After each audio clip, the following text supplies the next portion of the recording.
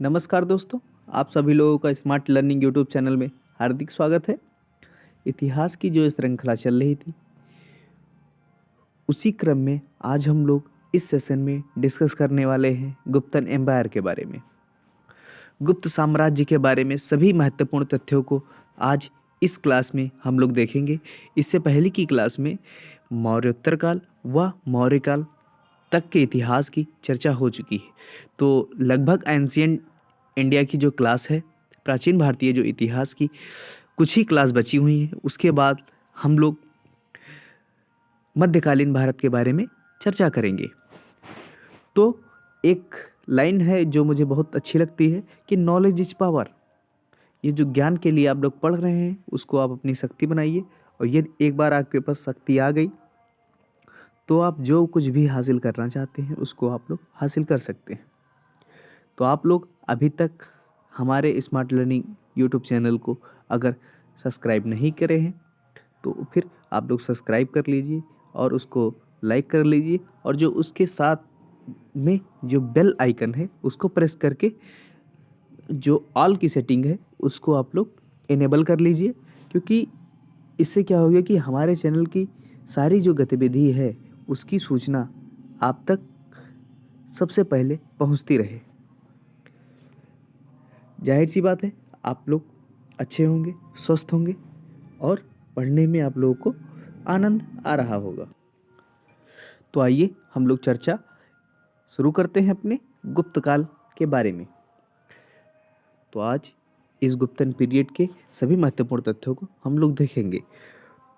तो इतिहास के क्रम में जब हम लोग देखते हैं कि जो मौर्य की उत्पत्ति हुई थी, तो उन्हीं के समान गुप्त राजवंश की भी उत्पत्ति हुई थी। जाति एवं उसके मूल निवास का जो प्रश्न है, जैसे मौर्यों का विवादास्पद रहा है, उसी प्रकार गुप्तन जो एम्परर था, उसके जो संस्थापक हैं, उनके बारे में भी यही प्रश्न चिन्ह आके खड़ा हो जाता है कि उनका मूल निवास का कहाँ का था और उनकी जाति कौन सी थी, जो बाद में गुप्त एम्परर कहलाए।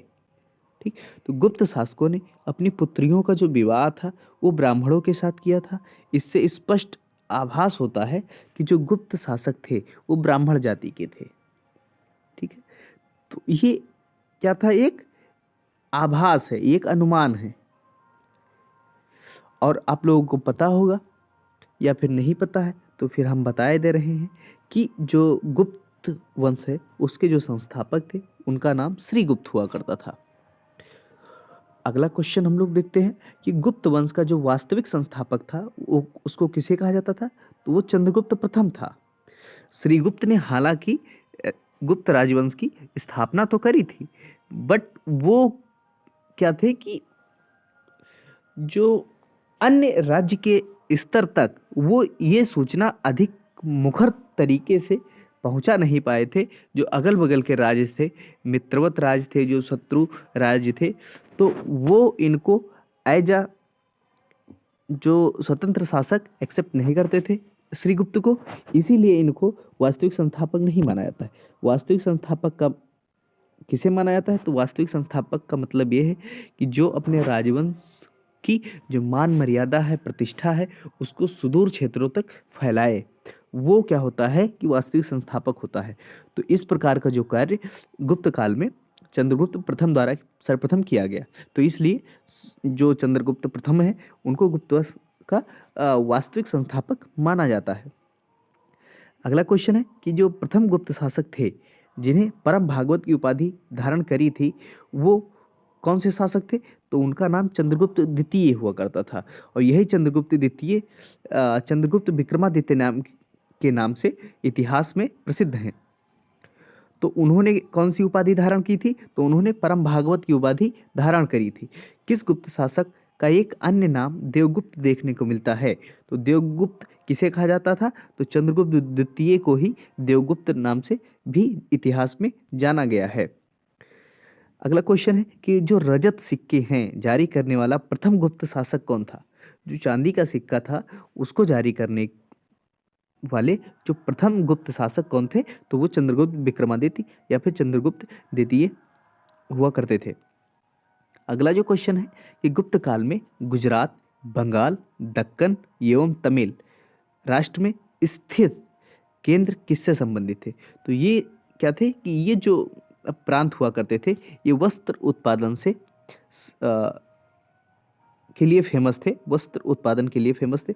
यहाँ पे वस्त्र जो उत्पादन की इंडस्ट्रीज थी वो ज़्यादा अच्छे तरीके से फली फूली, क्योंकि यहाँ की जो क्लाइमेटिक और जो कंडीशन थी वो कॉटन के लिए बहुत सूटेबल हुआ करती थी, तो इसलिए कॉटन का उत्पादन होता था। और जब कॉटन का उत्पादन होता था तो यहाँ पर वस्त्र निर्माण भी होते थे। तो इसलिए गुजरात, बंगाल और दक्कन और जो तमिल का क्षेत्र था वो वस्त्र उत्पादन से संबंधित था। भारत में नेपोलियन किसको कहा जाता है? तो भारत में जो नेपोलियन है वो समुद्रगुप्त को कहा जाता है। और ये क्वेश्चन कई बार एग्जाम में पूछा गया है, जो आप लोग देख सकते हैं कि भारत का नेपोलियन किसे कहा जाता है। ऑप्शन जो आपके पास देखने को मिलता है, चंद्रगुप्त मौर्य का देखने को मिलता है, चंद्रगुप्त द्वितीय, अशोक महान व समुद्रगुप्त। तो आपका जो राइट आंसर हो जाएगा वो ऑप्शन डी के साथ हो जाएगा, समुद्रगुप्त को भारत का नेपोलियन कहा जाता है। अगला जो क्वेश्चन था कि चंद्रगुप्त द्वितीय जो थे उनके नवरत्नों में कौन फलित ज्योतिष से संबंधित था? तो जो फलित ज्योतिष है उससे संबंधित कौन था? तो छपणक था। जो छपणक था वो इससे संबंधित हुआ करता था, फलित ज्योतिष से। अब एक चीज आप लोगों ने देखा कि नवरत्न, तो ये चंद्रगुप्त विक्रमादित्य के राज दरबार में नवरत्न हुआ करते थे। नवरत्न का इन द सेंस था कि 9 महान व्यक्तित्व उस समय उनके राज दरबार में विराजमान थे, जो विभिन्न विभिन्न क्षेत्रों से संबंधित हुआ करते थे, तो उनको ही नवरत्नों की संज्ञा दी गई। तो चंद्रगुप्त विक्रमादित्य के वो नवरत्न कौन कौन से थे, तो उनको देखते हैं। तो सर्वप्रथम में नाम आता है कालिदास का। और कालिदास का जो ऑक्यूपेशन था वो क्या थे? कवि थे। धन्वंतरी, तो धन्वंतरी कौन से थे? तो धन्वंतरी चिकित्सक हुआ करते थे। वराह मिहिर, वराह मिहिर कौन से थे? तो वो खगोल विज्ञानी हुआ करते थे। अमर सिंह, अमर सिंह डिक्शनरी निर्माण करता हुआ करते थे। शंकु, शंकु वास्तुकला से संबंधित व्यक्तित्व थे। छपड़क, ये रत्न फलित ज्योतिषी के महान पुरोधा हुआ करते थे। जो 7 नंबर में थे वर रुचि हुआ करते थे, ये व्याकरण के बहुत ही महान मुनि कहलाए। और बेताल भट्ट जो एक प्रकार के जादूगर हुआ करते थे। और घटक पर ये महान कूटनीतिज्ञ हुआ करते थे उस समय के। तो ये जो 9 शख्सियत थी इन्हें ही विक्रमादित्य के दरबार में नवरत्नों की संज्ञा दी गई थी। इन्हीं में आपसे ऑप्शन पूछा जाता है कि जो चंद्रगुप्त विक्रमादित्य थे उनके राज दरबार में नवरत्नों में कौन कौन शामिल था। ऑप्शन दे देगा कालिदास, धन्वंतरी, वराह मिहिर और चरक। तो फिर आप लोग देखेंगे कि ये कैसे होगा, उसका कौन सा ऑप्शन सही होगा। तो वो चरक इनसे संबंधित नहीं थे, ठीक है, तो वो एक हो जाएगा। अगला जो हम लोग क्वेश्चन देखते हैं कि प्रयाग जो प्रशस्ति है, प्रयाग प्रशस्ति किसके सैन्य अभियान के बारे में जानकारी देती है। तो प्रयाग प्रशस्ति जो है ये एक प्रकार का अभिलेख है, स्तंभ लेख है, ठीक है, शिलालेख है प्रयाग प्रशस्ति। ये अभिलेख के उसमें आता है। और ये किस राजा के सैन्य अभियानों के बारे में जानकारी देता है। तो ये समुद्रगुप्त के जो सैन्य अभियान थे उनके बारे में ये प्रयाग प्रशस्ति जो थी वो जानकारी देती है। और प्रयाग प्रशस्ति किसने लिखा है ये आप लोग कमेंट सेक्शन में बताएंगे। अभी लास्ट में हम इसको बताएंगे कि कौन प्रयाग प्रशस्ति को लिखा था। तो आप लोगों के लिए ये होमवर्क है कि आप लोग प्रयाग प्रशस्ति के जो रचयिता थे उनके बारे में आप लोग बताएंगे। और जो प्रयाग प्रशस्ति है ये अभी कहाँ देखने को मिलता है। तो अभी उत्तर प्रदेश का एक महानगर है जिसको कह सकते हैं कौन है, वो इलाहाबाद। अभी उसका नाम बदलकर प्रयाग हो गया है। तो प्रयाग में जो प्रयाग प्रशस्ति देखने को अभी मिलती है। हुणों ने भारत का आक्रमण किया है, इसकी जानकारी कहाँ देखने को मिलती है। तो इसकी जो जानकारी है वो स्कंदगुप्त के शासनकाल में देखने को मिलती है। और स्कंदगुप्त के शासनकाल में हूणों का आक्रमण बहुत जोरों पर था। तो ये क्वेश्चन इतिहास में बार बार पूछा जाता है कि हूणों का आक्रमण किसके शासनकाल में होता है, किस गुप्त शासक के काल में सबसे ज़्यादा हुआ है, तो वो थे स्कंदगुप्त। ठीक है, अगला जो क्वेश्चन है वो हम लोग देखते हैं कि वह गुप्त सम्राट कौन था जिन्होंने हूणों को पराजित किया, तो वो थे स्कंदगुप्त। इन्होंने क्या कहते हैं, जो हूण थे उनको पराजित स्कंदगुप्त ने किया था। किस अभिलेख से ज्ञात होता है कि स्कंद ने हूणों को पराजित किया था, तो वो भीतरी का स्तंभ जो है उसमें ये इंफॉर्मेशन दी गई है कि स्कंदगुप्त द्वारा हूण जो थे वो पराजित हुए थे। ठीक है, तो और ये जो भीतरी का स्तंभ देखने को मिलता है, ये उत्तर प्रदेश की जो गाजीपुर जिला है उसमें सैदपुर तहसील में भीतरी नामक स्थान से भीतरी का स्तंभ लेख मिला है, जिनमें पुष्यमित्र और हूणों के साथ स्कंदगुप्त के युद्ध का वर्णन देखने को मिलता है। भीतरी का जो स्तंभ है, हाँ, जो प्रयाग प्रशस्ति है उसकी रचना हरिसेन ने की है, हरिसेन। ठीक है, अगला जो क्वेश्चन है कि गुप्त किसके सामंत हुआ करते थे, तो गुप्त जो थे वो कुषाणों के सामंत थे और बाद में ये एक चक्रवर्ती साम्राज्य के रूप में विकसित हुआ, राजवंश के रूप में जो गुप्त साम्राज्य था। गुप्त शासन के दौरान एक ऐसा व्यक्ति कौन सा था जो एक महान खगोल विज्ञानी हुआ करता था और उसके साथ साथ ही वो गणितज्ञ था, तो वो कौन था, वो आर्यभट्ट थे। गुप्त शासकों की सरकारी जो दरबारी भाषा थी वो कौन सी थी, तो संस्कृत थी। इतिहासकार B.A. स्मिथ हैं जिन्होंने किनकी विजयों से प्रभावित होकर उसे भारत का नेपोलियन कहा था, तो वो समुद्रगुप्त थे। तो एक क्वेश्चन आपका यहाँ से तैयार होता है कि समुद्रगुप्त को भारत का नेपोलियन किसने कहा है, तो B.A. स्मिथ ने कहा है। तो ये आप लोग याद करके रखिएगा। गुप्त वंश का वह कौन सा राजा था जिसने हूणों को भारत पर आक्रमण करने से रोका था, तो वो स्कंदगुप्त थे। गुप्त राजवंश किसके लिए प्रसिद्ध था, तो ये गुप्त वंश अपनी कला एवं स्थापत्य के लिए था और इसी के फलस्वरूप हम लोग देखते हैं कि जो प्राचीन भारतीय इतिहास है उसका जो स्वर्ण युग किसे कहा जाता है, तो उसको कहा जाता है गुप्त काल को। तो प्राचीन भारतीय इतिहास का स्वर्ण युग का काल गुप्त काल था, क्योंकि यहाँ पर जो कला एवं स्थापत्य है वो अपने चरम पर थी। अजंता कलाकृतियाँ किस काल से संबंधित है, तो वो गुप्त काल से संबंधित है। कवि कालिदास किसके राजकवि हुआ करते थे, तो चंद्रगुप्त विक्रमादित्य या फिर चंद्रगुप्त द्वितीय के राजकवि कालिदास थे। और आगे देखते हैं कि अजंता की जो चित्रकारी की जो विषय वस्तु है वो किससे संबंधित है, तो अजंता की जो चित्रकारी है वो संबंधित है बौद्ध धर्म से। ठीक, और अभी देख लेते हैं कुछ दर्शन है और वो दर्शन किसके द्वारा दिए गए हैं, तो उनके बारे में कुछ जानकारी है, तो हम लोग इनको देख लेते हैं कि जो सांख्य दर्शन है उसको कपिल मुनि ने दिया है। न्याय का दर्शन किसने दिया है, अच्छपाद गौतम ने दिया है। योग दर्शन किसने दिया है, तो योग दर्शन महर्षि पतंजलि द्वारा रचित है। और वैशेषिक दर्शन को किसने दिया है, तो कणाद या उलूक ने दिया है। पूर्व मीमांसा जैमिनी ने दिया है। उत्तर मीमांसा या वेदांत की रचना किसने की है, तो उसकी रचना बादरायण ने की है। अगला क्वेश्चन है कि उत्तर गुप्त युग में जो विश्वविद्यालय प्रसिद्ध हुआ वो कौन सा था, तो वो नालंदा था।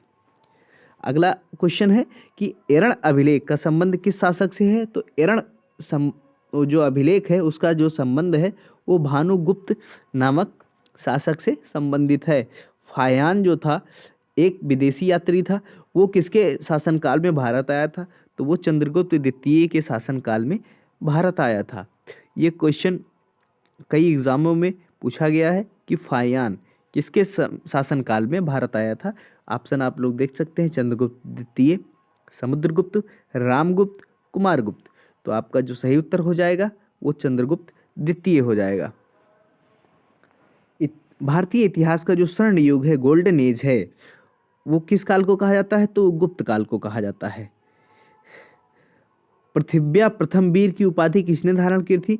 तो पृथिव्या प्रथम वीर की जो उपाधि है वो समुद्रगुप्त द्वारा धारण की गई थी। फायान जो था वो कहाँ का निवासी था? तो फायान चीन का निवासी था। अगला क्वेश्चन है कि जो गुप्त संवत है वो 319 और 320 है। जो गुप्त संवत है वो कब स्टार्ट हुआ? तो स्टार्ट हुआ 319 या कहीं कहीं देखने को मिलता है 320। ये क्या है? एडी है, ठीक, एडी। तो गुप्त संवत कब प्रारंभ हुआ? 319 या फिर 320 एडी में ये प्रारंभ होता है। और इसको प्रारंभ करने का श्रेय किसको जाता है? तो इसका श्रेय चंद्रगुप्त प्रथम को जाता है कि चंद्रगुप्त प्रथम द्वारा गुप्त संवत का प्रारंभ किया गया। और इसका जो टाइम फ्रेम था 319 से लेकर 320 ईस्वी में देखने को मिलता है।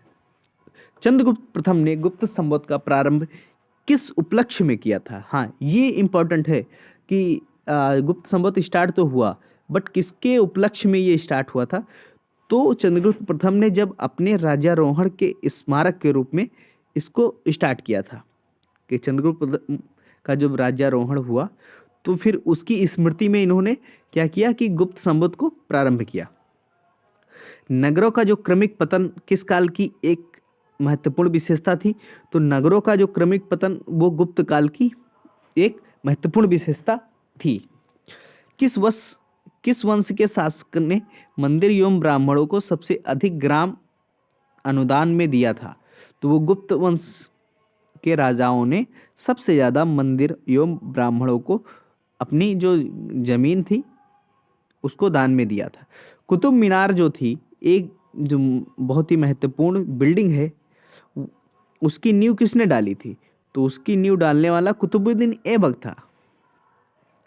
कालिदास द्वारा रचित जो मालविकाग्नि मित्रम नामक जो नाटक है उसका नायक कौन था? तो उसका नायक अग्निमित्र था।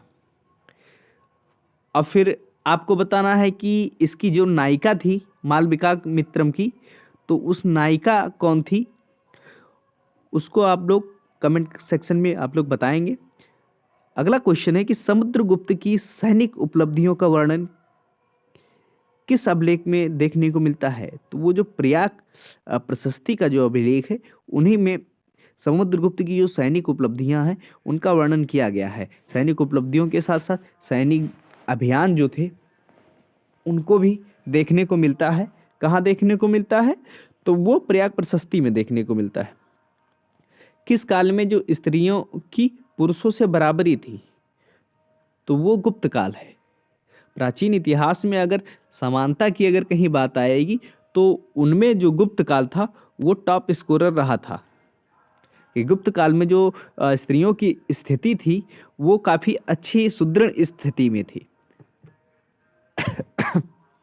सॉरी, कौन सा राजवंश जो था वो हुण के आक्रमण से अत्यंत विचलित हुआ? तो वो गुप्त वंश था, क्योंकि गुप्त वंश में हुणों का जो आक्रमण था वो निरंतर चलता रहा, जिसके कारण जो गुप्त वंश का जो शासक था वो हमेशा हुणों के आक्रमण में ही व्यस्त रहा, और जिससे वो अपनी जो प्रखरता है वो उतनी अच्छी रूप से वो निरूपित नहीं कर पाया। अगला जो क्वेश्चन है कि गुप्त वंश ने किस अवधि में शासन किया? तो गुप्त वंश की जो अवधि थी वो 319 से लेकर 540 तक थी। 319 से लेकर 540, ठीक है। 319 से लेकर 540 के बीच गुप्त वंश के शासकों ने शासन किया भारत पर। अजंता गुफाओं की जो सरीखी जैसी गुफाएं हैं मध्य प्रदेश में वो कहाँ हैं? तो वो बाघ की गुफाएं हैं और वो धार जिले में देखने को मिलती है। जो बाल विवाह है उसकी जो प्रथा आरंभ हुई वो किस काल में आरंभ हुई? तो वो जो आरंभ हुई थी वो गुप्त काल में हुई थी। एक नाटक देखने को मिलता है कुमार संभवम। कुमार संभवम जो नाटक है उसके रचयिता कौन है? तो उसके रचयिता महान कालिदास हैं। और ये कालिदास की फोटो है, आप लोग देख सकते हैं और अनुमान लगा सकते हैं। अगला जो क्वेश्चन है कि इलाहाबाद का जो अशोक स्तंभ किसके शासन के बारे में सूचना प्रदान करता है, तो वो है समुद्रगुप्त। समुद्रगुप्त के बारे में जो इलाहाबाद का जो अशोक स्तंभ है वो समुद्रगुप्त के बारे में जानकारी देता है। इस स्तंभ पर समुद्रगुप्त के जो संधि विग्रहक हरिशेन ने संस्कृत भाषा में प्रशंसनात्मक रूप से इनका वर्णन किया है और जिसे प्रयाग प्रशस्ति के नाम से जाना जाता है, और इसमें समुद्रगुप्त के विजयों का उल्लेख किया गया है। अगला जो क्वेश्चन है कि जो सेतुबंध है, सेतुबंध एक बुक है जिसकी रचना प्रवरसेन द्वितीय किस वंश के शासक थे, उन्होंने किया था। तो सेतुबंध जो बुक है उसकी रचनाकार कौन है, प्रवरसेन द्वितीय है। और ये प्रवरसेन द्वितीय किस वंश के शासक हैं, तो वो वाकाटक जो वंश है उससे संबंध रखते हैं। किस गुप्तकालीन शासक को कविराज कहा गया है, तो कविराज की जो उपाधि धारण करने वाला कौन गुप्तकाल का शासक था, तो वो था समुद्रगुप्त। स्कंदगुप्त को किस स्तंभलेख में सक्रोपम कहा गया है, तो सक्रोपम की जो उपाधि है वो धारण करने वाला स्कंदगुप्त था गुप्त वंश में। और इसका जो उल्लेख कहाँ देखने को मिलता है, तो इसका उल्लेख देखने को मिलता है कहोम स्तंभलेख मिला है, तो वहाँ पर सक्रोपम की उपाधि धारण करते हुए स्कंदगुप्त को पाया गया है। गुप्तकालीन जो शासन प्रणाली थी वो किस प्रकार की थी, तो गुप्त वंश की जो शासन प्रणाली थी वो राजतंत्रात्मक हुआ करती थी। अगला क्वेश्चन है कि धन्वंतरी कौन थे, तो धन्वंतरी कौन थे तो धन्वंतरी चंद्रगुप्त विक्रमादित्य के राज दरबार के 9 रत्नों में से एक थे और जो कि प्रसिद्ध चिकित्सक थे। धन्वंतरी गुप्त काल में जो स्थापत्य कला का सर्वोत्कृष्ट मंदिर कौन सा था, तो वो देवगढ़ का दशावतार मंदिर है। देवगढ़ में पड़ता है दशावतार मंदिर। ये गुप्त वंश का सबसे सर्वोत्कृष्ट मंदिर है। अजंता की गुफाओं में किन गुफाओं का निर्माण गुप्त काल में हुआ है, तो अजंता की गुफाओं में जो गुफा नंबर 16, 17 और 19 जो कि गुप्त काल में बनाई गई थी। अमरकोश है, एक बुक है। अमरकोश के लेखक अमर सिंह किस शासक के राज दरबार से जुड़े थे, तो वो थे चंद्रगुप्त द्वितीय के राज दरबार में, ये उनके 9 रत्नों में शामिल थे। अगला क्वेश्चन है कि यूरोपीय भाषा में अनुदित या फिर इसको क्या किया गया, ट्रांसलेट किया गया है, प्रथम भारतीय ग्रंथ कौन सा था। वह कौन सा भारतीय ग्रंथ था जिसको पहली बार यूरोपीय भाषा में उसका अनुवाद किया गया, तो वो था अभिज्ञान शाकुंतलम। और ये किसकी रचना है, अभिज्ञान शाकुंतलम, ये आप लोग कमेंट सेक्शन में बताएंगे। अगला क्वेश्चन है कि जो सती प्रथा है का पहला उल्लेख कहाँ देखने को मिलता है, तो वो एरण अभिलेख में देखने को मिलता है। किस गुप्त शासक ने सर्वप्रथम सिक्के जारी किए थे, चंद्रगुप्त प्रथम द्वारा सर्वप्रथम रजत के सिक्के जारी किए गए थे। निम्नलिखित में से किस गुप्त शासक ने सर्वप्रथम सिक्के जारी किए, चंद्रगुप्त प्रथम ने, घटोत्कच ने, समुद्रगुप्त ने या फिर श्रीगुप्त ने, तो सही आंसर आपका क्या हो जाएगा, चंद्रगुप्त प्रथम द्वारा। तो एक बात देखने को मिलती है कि गुप्त काल में 2 जो कुरीतियां थी वो देखने को मिलती हैं। पहला है बाल विवाह और दूसरा क्या है, सती प्रथा। तो ये आप लोग याद कर सकते हैं, ठीक है। हम लोग आगे बढ़ते हैं।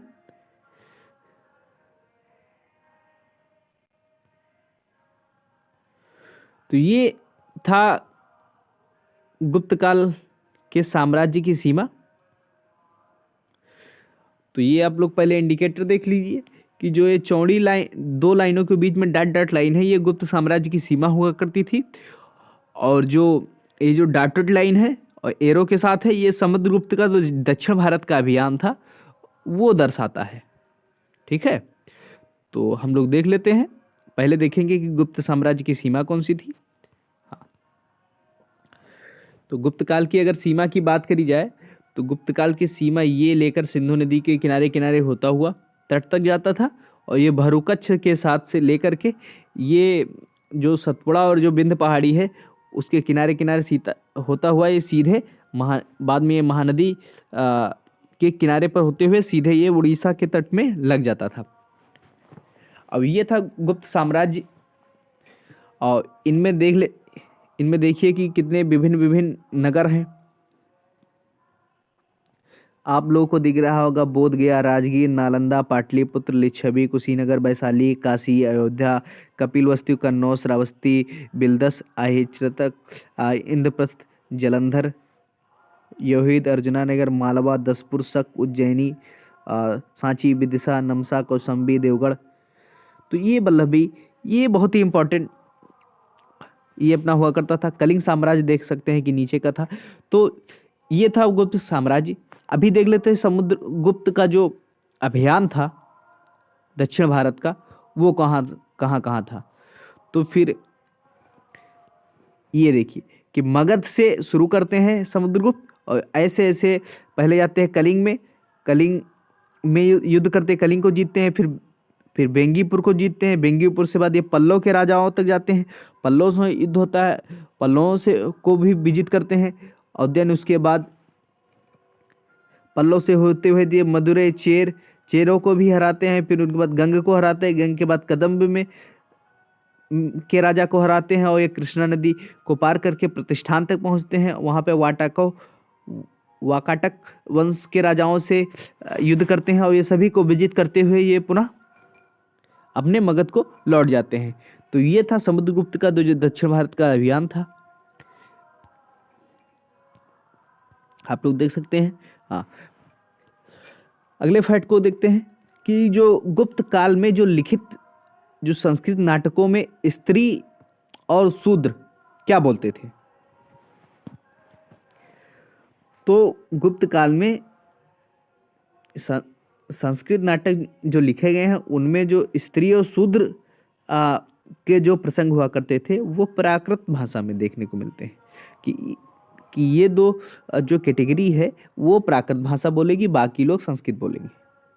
ठीक है, तो ये एक चीज़ यहाँ पे भेदभावपूर्ण देखने को मिलता है कि उच्च वर्ण के जो लोग थे वो संस्कृत बोलते थे और निम्न वर्ण के जो लोग थे वो क्या थे, प्राकृत भाषा को यूज करते थे। कहा जाता है कि शतरंज का खेल जो ओरिजिनेट हुआ था वो कहाँ हुआ था, तो वो भारत में हुआ था।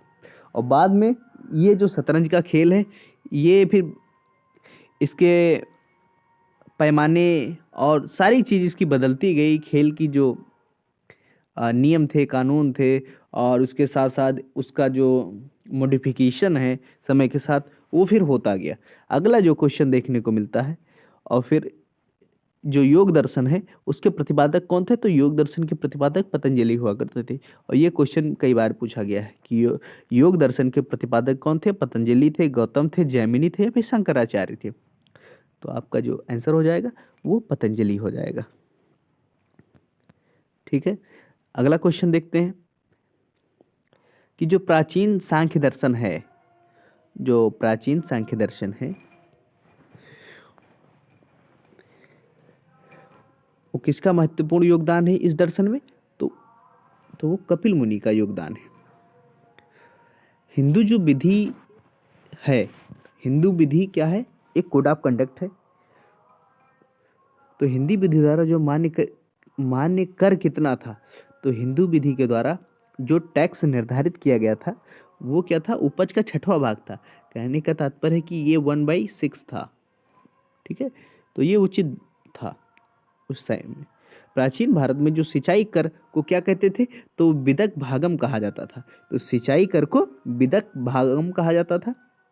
अगला क्वेश्चन है कि जो नव्य न्याय संप्रदाय था, स्कूल था, उसके संस्थापक कौन थे, तो उसके संस्थापक गंगेश थे।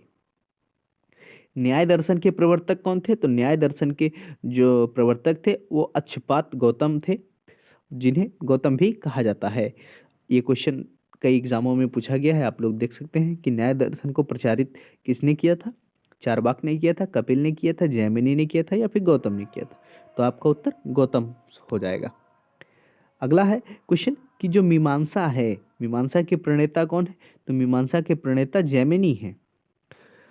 अगला क्वेश्चन देखने को मिलता है कि अद्वैत दर्शन के संस्थापक कौन है? तो अद्वैत दर्शन के जो संस्थापक हैं वो शंकराचार्य हैं। ठीक है। अगला क्वेश्चन है कि कौशेय शब्द का प्रयोग किया जाता है। तो कौशेय शब्द का जो प्रयोग किया जाता था प्राचीन भारत में, तो वो रेशम के लिए किया जाता था। ठीक है। और ये गुप्त काल के साथ साथ गुप्तोत्तर काल तक भी जो कौशेय का जो मतलब था वो रेशम से ही लगाया जाता था। मिहिर कुल जो था वो किस वंश से संबंधित था? तो वो हूण से संबंधित थे मिहिर कुल। अगला क्वेश्चन थी गुप्त काल में उत्तर भारतीय व्यापार किस पत्तन से संचालित होता था? तो वो ताम्रलिप्ति था। ताम्रलिप्ति जो बंदरगाह था वहां से गुप्त काल के जो उत्तर भारत का जो व्यापार था वो संचालित होता था। अब आप लोग कमेंट सेक्शन में ये बताएंगे कि जो ताम्रलिप्ति का जो बंदरगाह था वो आधुनिक किस राज्य के तट पर मिलता है? अगला क्वेश्चन देखते हैं हम लोग कि वर्तमान गणित में दशमलव प्रणाली के आविष्कार का श्रेय किस युग को जाता है? तो वो गुप्त युग को जाता है। और अब आप लोग ये बताएंगे कि दशमलव जो प्रणाली है उसका आविष्कार किसने किया था? आप लोग कमेंट सेक्शन में ये भी बताएंगे। अगला क्वेश्चन है कि गुप्त काल के सर्वाधिक लोकप्रिय देवता कौन थे? तो वो विष्णु थे। अगला क्वेश्चन है कि गुप्तकालीन रजत मुद्राओं को नाम दिया गया था।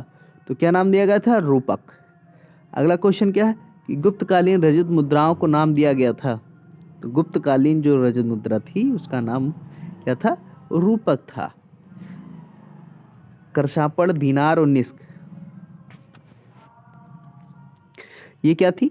तो जो गुप्त राजवंश में जो चांदी के सिक्के थे वो कौन थे? रूपक था। स्वर्ण मुद्राएं क्या कहलाती थी? स्वर्ण मुद्राएं गुप्त काल में दीनार कहलाती थी। और ये कहाँ से इनकी प्रसिद्धि स्थल कहाँ थी? तो राजस्थान के जो भरतपुर जिला है वहाँ ये इन सिक्कों का निर्माण होता था। ठीक है। अगला इंफॉर्मेशन हम लोग देखते हैं कि कुछ एक टेबल है, उस टेबल को हम लोग समझते हैं और उनमें दिया गया है रचनाकार और उनकी कुछ रचनाएं। ठीक। तो उस समय के जो भी ऑथर थे उन्होंने कौन कौन सी पुस्तकें लिखी हैं तो उनके बारे में हम लोग देख लेते हैं। तो पहले थे कि हम लोगों ने बचपन में पंचतंत्र की जो कथाएं हैं बहुत सुनी होंगी, उनकी कहानियां बहुत पढ़ी होंगी। तो उनको लिखने वाले कौन थे? तो उनको लिखने वाले विष्णु शर्मा थे। तो विष्णु शर्मा द्वारा पंचतंत्र की जो कहानियां हैं उनको लिखी गई थी। कालिदास थे। कालिदास के जो ग्रंथ है उनमें आता है मालविकाग्निमित्रम, विक्रमो ईर्ष्यम, मेघदूतम, अभिज्ञान शाकुंतलम, कुमार संभवम, ऋतु संहारम, रघुवंशम महाकाव्य। ठीक। तो ये किताबें किसने लिखी थी? कालिदास ने लिखी थी। एक राइटर थे विशाख दत्त। तो विशाख दत्त की दो पुस्तकें बहुत फेमस है। पहली है मुद्रा राक्षस और दूसरा है देवी चंद्रगुप्तम। ठीक। अगला जो क्वेश्चन है वो भारवी का देखने को मिलता है। भारवी एक रचनाकार थे। उनकी जो रचना है वो किसका है? उनका नाम क्या है? वो किरार्त अर्जुनियम है। ठीक। किरार्त अर्जुनियम है। ठीक है। भारवी की पुस्तक जो भास है, भास की जो पुस्तक का नाम है स्वप्नवास वदत्तम है। और दो किताबें और इनको है, एक चारुदत्त है, एक उर्भंगम है। शूद्रक की जो पुस्तक है वो उसका क्या नाम? मृच्छकटिकम है। वराहमिहिर की पुस्तक का नाम बृहत संहिता और पंच सिद्धांतिका है। आर्यभट्ट की पुस्तक का नाम सूर्य सिद्धांत या फिर आर्यभट्टियम है। ब्रह्मगुप्त का जो कौन सी पुस्तक है? तो ब्रह्मगुप्त की पुस्तक का नाम ब्रह्म सिद्धांत है। वाग्भट्ट, तो वाग्भट्ट की पुस्तक का नाम अष्टांग हृदय है जो कि किससे संबंधित है? चिकित्सा से संबंधित है। धन्वंतरी एक राइटर थे, उनकी जो पुस्तक का नाम शल्य शास्त्र है जो कि किससे संबंधित है? वो चिकित्सा से संबंधित है। अगली टेबल और है उसको देख लेते हैं। कि गुप्तकालीन कुछ महत्वपूर्ण मंदिरों के बारे में डिस्कस किया गया है। तो एक मंदिर देखने को मिलती है विष्णु मंदिर। तो ये मंदिर कहाँ देखने को मिलता है? ये तिगवा में देखने को मिलता है, जो कि जबलपुर मध्य प्रदेश में पड़ता है। एक शिव मंदिर मिला है, शिव मंदिर भूमरा में मिला है। भूमरा नौगादा मध्य प्रदेश में स्थापित है। पार्वती मंदिर ये नचना कुठार मध्य प्रदेश में मिलता है। दशावतार मंदिर देवगढ़ ललितपुर उत्तर प्रदेश में देखने को मिलता है। एक शिव मंदिर और मिला है जो खोह सतना डिस्ट्रिक्ट में मध्य प्रदेश में देखने को मिलता है। भितरगांव का मंदिर, भितरगांव जो है वो उत्तर प्रदेश का एक नगर कानपुर है, वहाँ देखने को मिलता है। लक्ष्मण मंदिर था जो सिरपुर में देखने को मिलता है, जो कि छत्तीसगढ़ के रायपुर डिस्ट्रिक्ट में स्थापित है। एक टेबल और है कि गुप्तकालीन अधिकारी एवं उनके विभाग से संबंधित। तो अधिकारी का नाम क्या है? पहले अधिकारी का नाम हरिसेन था। तो हरिसेन क्या थे कि ये समुद्रगुप्त के जो संधि विग्रहक एवं महादंड नायक थे और जिन्हें प्रयाग प्रशस्ति की रचना भी की थी। दूसरे अधिकारी का नाम वीरसेन शैव था। तो वीरसेन शैव का क्या काम था? तो चंद्रगुप्त द्वितीय के जो संधि विग्राहक हुआ करते थे। अगले हैं ये शिखर स्वामी। शिखर स्वामी भी चंद्रगुप्त द्वितीय जो के मंत्री एवं कुमारामात्य हुआ करते थे। पृथ्वीसेन है, पृथ्वीसेन कुमार गुप्त के मंत्री एवं कुमारामात्य थे। आम कारदव जो थे वो चंद्रगुप्त द्वितीय के सेनापति थे। तो इनसे संबंधित क्वेश्चन इतिहास में पूछा जा सकता है, तो आप लोग इनको याद करके रखिएगा। अगला है कि गुप्तकालीन जो अधिकारी हैं प्रमुख, उनको क्या क्या कहा गया है उन देख लेते हैं। कि एक अधिकारी सर्वाध्यक्ष हुआ करते थे। तो सर्वाध्यक्ष का क्या काम था? ये केंद्रीय सचिवालय के प्रधान हुआ करते थे। उनको क्या कहा गया है? उनको सर्वाध्यक्ष कहा गया है। महाबलाधिकृत जो थे वो क्या कौन थे? वो सैनिक अधिकारी थे। महासंधि विग्रहक या फिर संधि विग्रहक कौन थे? तो ये युद्ध एवं शांति के प्रधान हुआ करते थे। उन्हें संधि विग्रहक या फिर महासंधि विग्रहक कहा जाता था। महादंडनायक कौन था? तो महादंडनायक युद्ध व न्याय विभाग का अधिकारी हुआ करता था। अगले अधिकारी हैं महाछप पटलिक। ठीक है, महाछप पटलिक जो थे वो लेखा विभाग के सर्वोच्च अधिकारी हुआ करते थे, जिनके पास लेखा विभाग था। अगले अधिकारी थे बिना स्थिति संस्थापक। ये शांति व्यवस्था के प्रधान हुआ करते थे। अगले अधिकारी थे महाप्रतिहार। महाप्रतिहार कौन था? वो सम्राट के जो राज प्रसाद है, सम्राट के जो महल है, उसके मैनेजमेंट को देखते थे, उनके ये प्रबंधक थे महाप्रतिहार। अगले अधिकारी हैं महाभांडागाराधिकृत। जो कौन था? ये राजकीय कोष के प्रमुख हुआ करते थे। अगले अधिकारी युक्त पुरुष थे। तो युद्ध के सामान का हिसाब रखने वाला युक्त पुरुष कहलाता था गुप्त काल में। खाद्यापातिका कौन था? वो राजमहल के जो भोजनालय का निरीक्षण करने वाले थे, वो ये कहलाते थे। अगला है कि दंडपाशिक कौन था? तो वो पुलिस विभाग का सर्वोच्च अधिकारी हुआ करता था, वो दंडपाशिक था। महामहीपीलपति कौन था? तो ये गज या हाथी के सेना का जो प्रमुख था वो महामहीपीलपति हुआ करता था। महाअश्वपति कौन था? तो वो अश्वरोही सेना का प्रमुख हुआ करता था। और विनयपुर क्या था?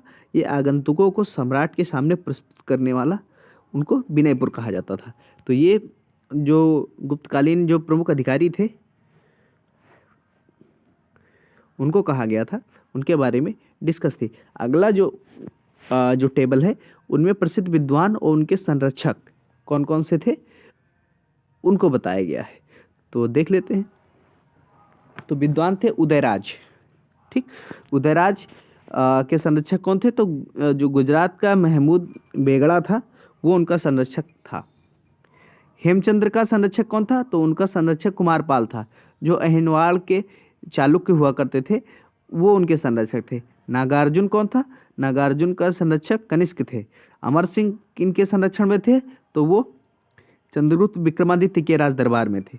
रविकीर्ति किसके दरबार में थे? तो पुलकेशिन द्वितीय जो राजा था उनके दरबार में थे, जो चालुक्य एवं बादामी से संबंध रखते थे। वागपति राज कौन था? तो ये कन्नौज के यशोवर्मन के संरक्षण में थे। भवभूति कौन थे? तो ये कन्नौज के यशोवर्मन के ही राज दरबार में थे। हरिशेन जो था वो समुद्रगुप्त के राज कवि हुआ करते थे। राजशेखर ये महेंद्रपाल एवं महिपाल जो गुर्जर प्रतिहार वंश के से संबंधित थे, उनके राज दरबार में राजशेखर हुआ करते थे। जो सोमदेव हैं, सोमदेव पृथ्वीराज तृतीय के राज दरबार में सुशोभित थे। अगला देखते हैं कि जो चंद्रप्रदायी हैं वो किनके राज दरबार में थे? तो वो थे जो पृथ्वीराज चौहान थे उनके राजकवि हुआ करते थे। जो बाणभट्ट है वो हर्षवर्धन के राज दरबार में थे। दंडी वो नरसिंह वर्मन पल्लव जो राजवंश था उनसे संबंधित राजा थे नरसिंह वर्मन, उनके राज दरबार में दंडी हुआ करते थे। और जो भैरवी हैं वो पल्लव राजवंश के जो सिंह विष्णु शासक थे उनके राज दरबार में भैरवी थे। जो गुणाडय युद्ध थे वो सातवाहन वंश के शासक हाल के राज दरबार में हुआ करते थे। महावीरा जो चार्य हैं वो राष्ट्रकूट वंश के अमोघ वर्ष के राज दरबार में हुआ करते थे। और महावीर के साथ साथ ही जिनसेन और शाक्टायन भी कौन थे? अमोघ वर्ष के राज दरबार में सुशोभित थे। जयदेव जो जिन्होंने एक ग्रंथ लिखा है उस ग्रंथ का नाम गीत गोविंद है, और वो बंगाल के शासक लक्ष्मण सेन के राज दरबार में सुशोभित थे। बिलहड़ एक कवि थे जिनकी जो कृति है वो विक्रमादित्य षष्टम है। तो विक्रमादित्य षष्टम जो थे उनके राज दरबार में, जो कि कल्याणी के चालुक्य राजवंश से संबंधित थे, उनके राज दरबार में बिलहड़ थे। और बिलहड़ की जो पुस्तक है वो कौन सी है? ये आप लोग कमेंट सेक्शन में बताएंगे।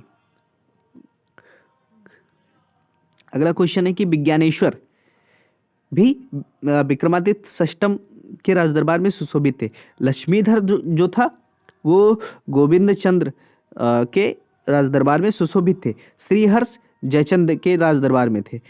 कलहड़ जो थे वो हर्ष कश्मीर के राज दरबार में थे। और कलहड़ की जो पुस्तक थी वो राजतरंगिणी थी, राजतरंगिणी, ठीक है। और बिलहड़ की जो रचना है उसको आप लोग बताएंगे। एक कवि थे फिरदौसी जो महमूद गजनी के संरक्षण में थे। अमीर खुसरो बलबन से अलाउद्दीन खिलजी तक जितने भी राजा हुए वो सभी उनके संरक्षण में थे। अजमेर का शासक पृथ्वीराज तृतीय ही पृथ्वीराज चौहान के नाम से प्रसिद्ध थे। ये एक महत्वपूर्ण जानकारी है, वो आप लोग याद कर लीजिएगा। अगली टेबल हम लोग देखते हैं राजाओं की और उनसे संबंधित जो उन्होंने उपाधियां ली हैं उनको देख लेते हैं। तो राजाओं की जो उपाधि है, जो हर्षवर्धन राजा थे उनकी जो उपाधि थी राजपुत्र शिलादित्य की थी। उन्होंने राजपुत्र शिलादित्य की उपाधि धारण की थी। विचित्र चित्त की उपाधि किसने धारण की थी? तो उसको धारण करने वाले महेंद्र वर्मन प्रथम थे, जो कि पल्लव राजवंश के शासक हुआ करते थे। अगली जो उपाधि है वो राज सिंह की है, और राज सिंह की उपाधि धारण करने वाला नरसिंह वर्मन द्वितीय था, जो कि पल्लव वंश का एक प्रतापी राजा हुआ है, नरसिंह वर्मन द्वितीय, ठीक है। और नरसिंह वर्मन द्वितीय के शासनकाल में कौन सी मंदिर बनाई गई है, इसके बारे में आप लोग कमेंट सेक्शन में बताएंगे, ठीक है। क्योंकि आप लोग जब कमेंट सेक्शन में बताते हैं तो इसका मतलब आप लोगों ने खोजा है, और अगर आप लोगों ने खोजा है तो फिर वो चीज़ें आपको याद हो जाती हैं हमेशा के लिए। तो इसलिए आप लोग जो भी क्वेश्चन पूछा जाए उसको आप लोग बता दीजिए करिए कमेंट सेक्शन में। अगली जो उपाधि है वो आदिवराह मिहिर भोज की है। तो आदिवराह और मिहिर भोज की उपाधि धारण करने वाला कौन सा राजा था? तो वो राजा भोज थे, जो कि प्रतिहार राजवंश के शासक थे, और ये प्रतिहार वंश के सबसे प्रतापी शासक हुए। अगली जो उपाधि है वो आंध्र भोज, आंध्र पितामह, यवनराज, स्थापनाचार्य, अभिनव भोज, इसकी उपाधि धारण करने वाले कौन शासक थे? तो वो कृष्णदेव राय थे। और कृष्णदेव राय जो थे वो विजयनगर साम्राज्य के सबसे प्रतापी और सबसे जो प्रतिष्ठित राजा थे वो कृष्णदेव राय थे। अगली उपाधि मुम्माड़ी चोल। राजकेसरी अरुमोली जयकोंड मार्तंड चोल जो थे उसकी राजधानी, उसकी जो उपाधि थी वो राज प्रथम ने धारण की थी, जो कि चोल राजवंश से संबंधित थे। अगली उपाधि गंगाईकोंड, मुदिकोंड, पंडित चोल, उत्तम चोल, कादरकोंड और निगरली चोल। इनकी उपाधि धारण करने वाला कौन सा शासक था? तो वो राजेंद्र प्रथम था, जो कि चोल राजवंश से संबंधित था। और राजेंद्र जो प्रथम था वो चोल राजवंश का बहुत ही प्रतापी राजा था और बहुत ही महत्वपूर्ण था, जिन्होंने चोल राजवंश को क्या कहते हैं, अंतर्राष्ट्रीय सीमा तक इन्होंने बढ़ाया। अगली जो उपाधि है वो मदुराई कोंड के बारे में है। तो मदुराई कोंड की उपाधि किसने धारण की थी? तो आदित्य प्रथम ने मदुराई कोंड की उपाधि धारण की थी। कुलोतुंग चोल की उपाधि किसने धारण की थी? तो उसको राजेंद्र द्वितीय द्वारा उपाधि धारण की गई थी। त्याग समुद्र या फिर अहलंका की उपाधि किसने धारण की थी? तो विक्रम चोल द्वारा की गई थी। संगम तबीरत्ता की जो उपाधि थी किसने धारण की थी? वो कुलोतुंग ने की थी। अगली उपाधि गज बेटकार इम्मादी देवराय या फिर प्रौढ़ देवराय की उपाधि किसने धारण की थी? तो वो देवराय द्वितीय द्वारा की गई थी, जो कि विजयनगर साम्राज्य से संबंधित थे। देवपुत्र की उपाधि किसने धारण की थी? तो देवपुत्र की उपाधि धारण करने वाला जो शासक था वो कौन सा था? वो कुषाण था। ठीक है।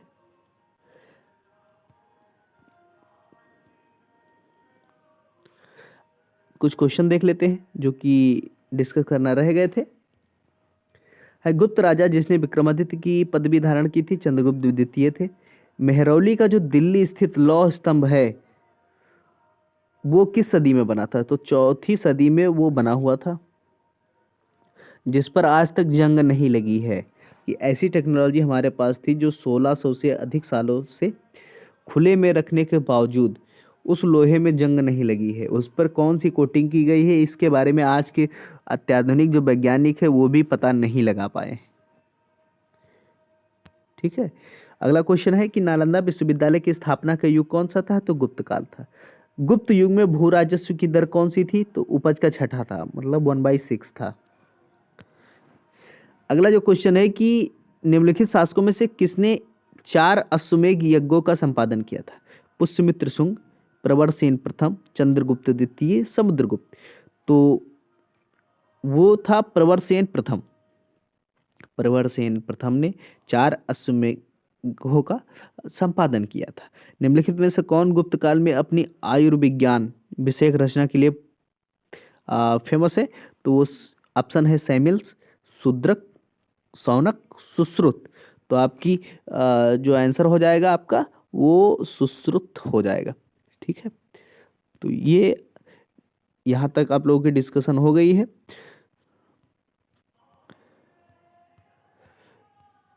तो आज के इस वीडियो में बस इतना ही रखते हैं। आप लोगों को सारी चीज़ें समझ में आ गई कि नहीं आई, आप लोग कमेंट सेक्शन में बताइएगा। अगर कुछ रह जाता है तो उसको नेक्स्ट क्लास में ऐड कर दिया जाएगा।